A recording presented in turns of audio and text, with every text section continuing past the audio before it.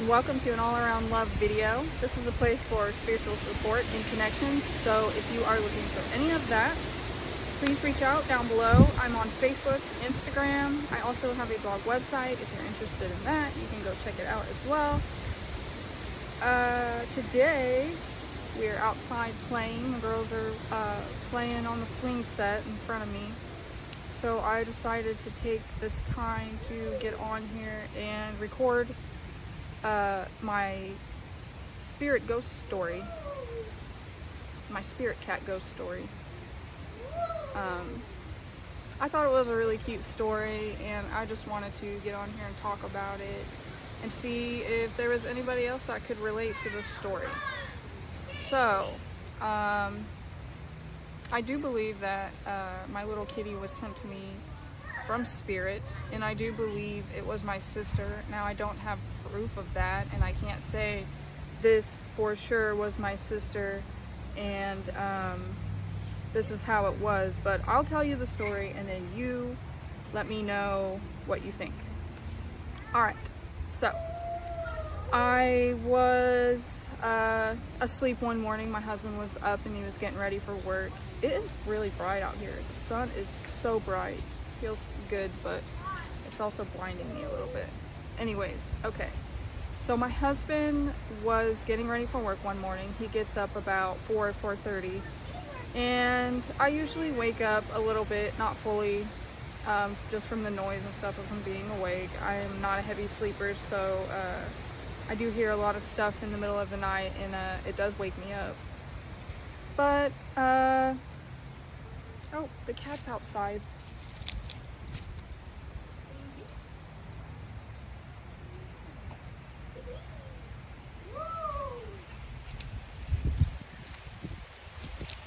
He's not supposed to be out here. I gotta go put him back inside.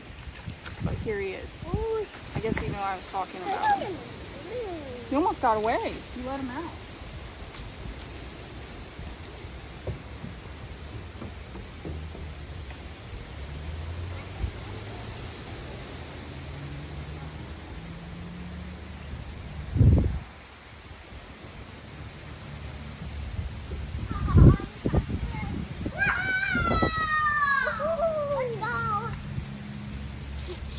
Me and Bella are going back in the country. Okay. What can? The kitten was getting outside. He was trying to get out. Silly thing. I wanted to get out. Anyways, so my husband was getting ready for work, and I'm not a heavy sleeper, so I'm awakened by all the noises at night. Anything that makes noise, the cats, the kids, anything, it wakes me up. So I was awake, and I had sat up in bed, and I was moving the blankets around and just getting resituated to go back to sleep. And when I sat up in bed, I heard this woman's voice, and it was right by my right ear, and it was as clear as day, and it said the number 7. That's all it said. It just whispered 7 to me.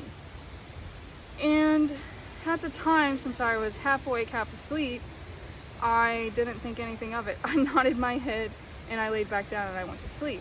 Well, a couple hours later, when the girls got up and we were actually up for the day, it actually hit me that I had a spirit talk to me, or I had a voice manifest out of thin air, and it spoke to me and it said the number 7.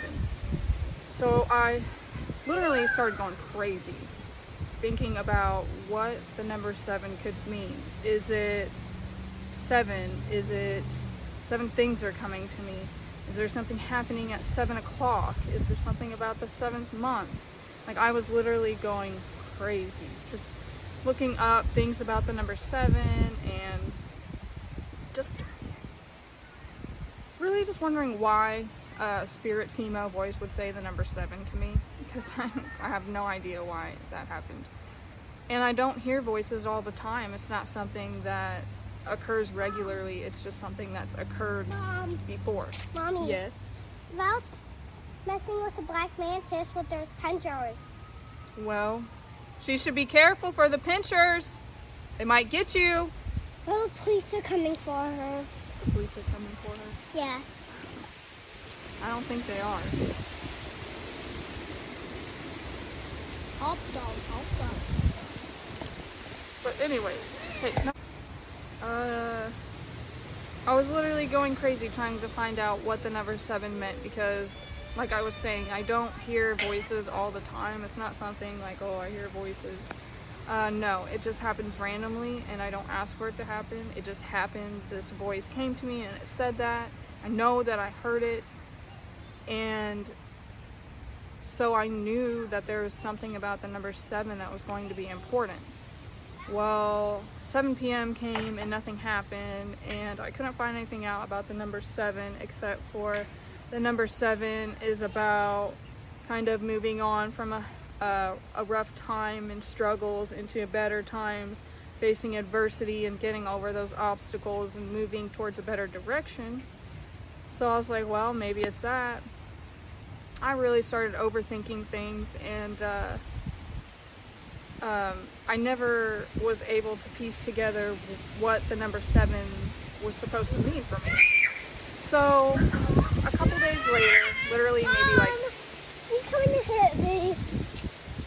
literally like 3 days later, I was out in the morning with the girls playing, and there was construction going on back behind us. There's been construction going on pretty much all summer long. But they were doing construction back there, and there was a lot of noises and stuff going on, so it was kind of hard to hear, but I kept hearing this crying. And it was a really high-pitched, very quiet cry, and I thought it was a baby bird. And over the summer, I found a huge black snake in my backyard, so I was afraid that the black snake was killing the baby birds or had gotten a hold of it or something. And I don't know what I was going to do because I'm absolutely terrified of snakes. So I wasn't going to kill the snake or help the baby bird, but I still had to go see if there was something I could do. So I kept hearing this, really quiet crying. And so I went over to check it out. I ran towards where I heard it coming from, and it was the neighbors right behind me, is where the crying was coming from, in her garden. And when I looked down, there was this little itty bitty little kitten, and he was so small. He wasn't even probably 2 months old at the time. I don't think. No, don't scream like that. He may had just been 2 months old, if that. So I looked around to see if there was a mama cat, and I hadn't seen any cats around. We usually go outside every day, every other day. So we're outside quite often, and I would notice if there was any stray cats around, and I hadn't seen any cats around, so that was strange. And then I also noticed that he was alone, which that was also strange as well, because cats are usually in litters, and they're usually with their brothers and sisters, and they stay together. And so when I seen this little baby kitten by himself, it worried me. And then when I actually seen him, because he wouldn't let me approach him. He was so scared of me that he was crying out for help, and he wanted my help, but he was too scared to actually let me approach him to get him to help him.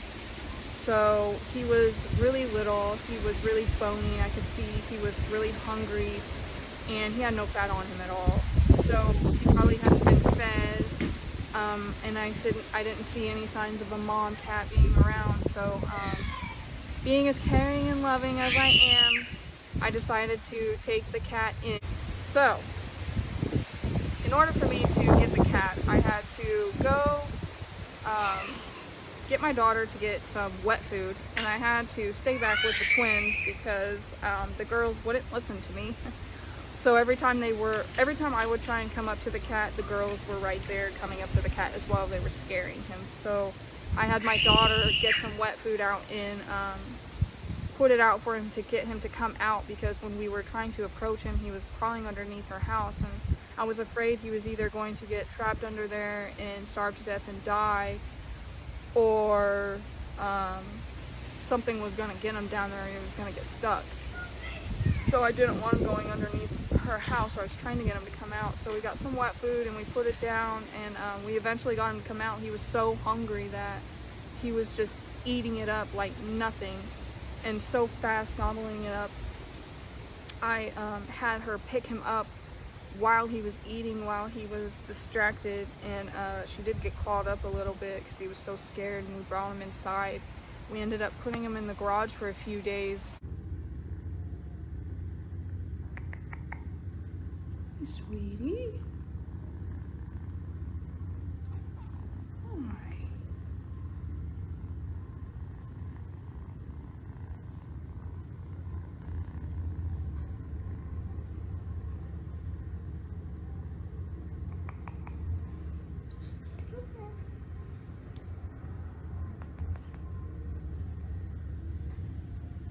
It's okay.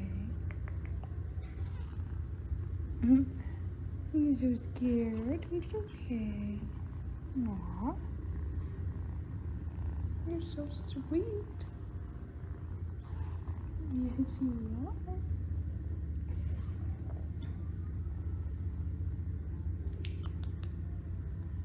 Hi. Hi.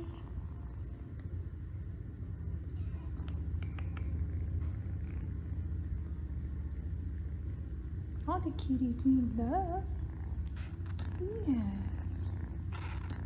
Why, baby? Look at you. Good kitty.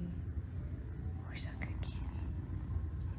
Yes, you are. Yeah. Hi. Hi, sweetie.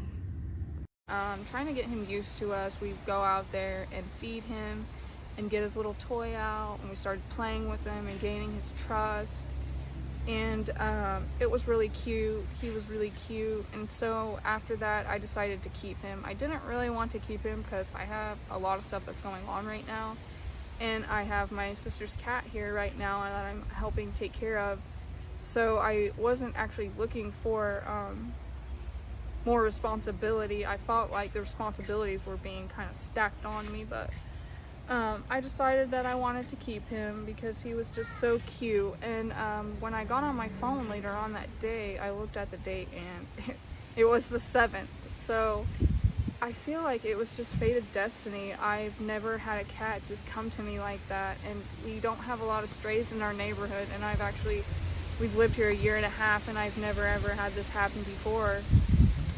Not sure if he got dumped off or what, but it didn't seem like he had actually ever been around humans. He was scared, like he was really scared. So I don't know what happened to his mom or his family, but we have now taken him in, and now he's our kitty. Now I have no more pages to draw on, Mommy. Mom?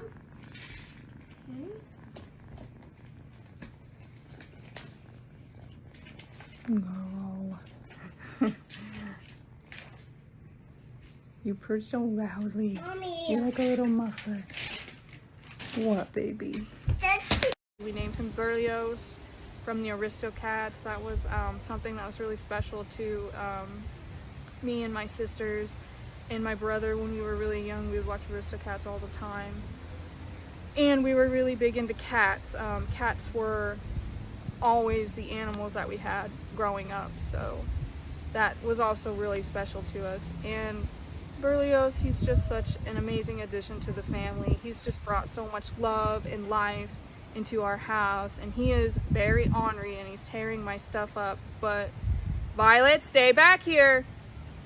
But with having him in the house, it's been a reminder of how open and loving I am, because there's been times with everything that I've been through that I feel like I'm being closed off, or maybe I'm not as caring or as loving of a person as I used to be. And whenever Kitty came to us, it was just a reminder of how much I actually do care, how deeply I care, and how strongly I care. Because even this little defenseless kitten, I could have just left him out. I could have just let him fend for himself, but something inside of me told me to take him in and take care of him, and I just really felt it in my heart and soul to do that, so I did. And now he's a part of our family, and I'm not really sure why this happened or how it happened, but it did happen. And to me, it's amazing because, like I said, I don't ask for these things to happen, they just happen to me. So it's just validation to me that there is life after death, that our family members and our loved ones, our friends, they do live on. They are there watching over us, and they are trying to extend support in ways that they can, in the only ways that they can. But we have to be open to receive them and be able to be in a place to be open to receive them in order to make sense of it and put the pieces together. So that's my little kitty story. I thank my sister for my little kitty, and I send her love every day, and I know that she's watching over us, and she knows that that little baby, that little soul that's been taken in is taken care of now, and has a place to be loved, and has a place to be wanted, and just has a place to he just has a place to belong to now. He has a place where he fits in with us. So I just thought that story was really cool, and I wanted to get on here and share that with you guys. And if you guys have any experiences similar to mine, please share them. I would love to hear your stories. Or if you have any other stories that are not similar to this, but are of the same subject, I guess, then let me know down below. Write to me. Share this if you liked it. Subscribe to my page if you want to see more stuff like this. I hope you guys have an amazing day. We are going to finish playing outside. It's really hot out here. And I will see you guys in the next video. Bye!